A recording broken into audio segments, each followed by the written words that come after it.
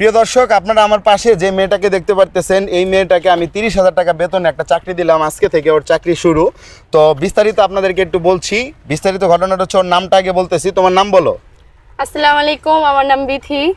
তো ওর নাম হচ্ছে বিথি, ওর বাড়ি হচ্ছে শরীয়তপুর, রাইট? হ্যাঁ। তো ওর বাড়ি হচ্ছে শরীয়তপুর, ও শরীয়তপুর থেকে আসছে। তো ওকে আমি আজকে থেকে মানে আমার কাজে নিয়োজিত করছি। ওর মাসিক বেতন হচ্ছে 30,000 টাকা। তো কাজটা কি এটু যেটা আমি আপনাদেরকে জানাইতেছি বিষয়টা। কাজটা হচ্ছে গিয়ে আপনার মানে ওর কাজটাই মূলত হচ্ছে পিএসের যে কাজটা থাকে আর কি। মূলত এখন থেকে সব কিছু আমার কাজকর্ম যা আছে এটু জেড সব কিছু দেখাশোনা করবে হচ্ছে ও।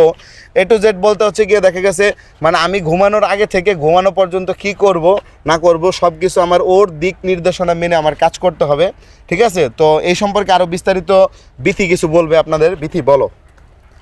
তো আমি স্যারের জন্য, স্যারের যেখানে যাক না কেন স্যারের সাথেই যাব। স্যারের তুমি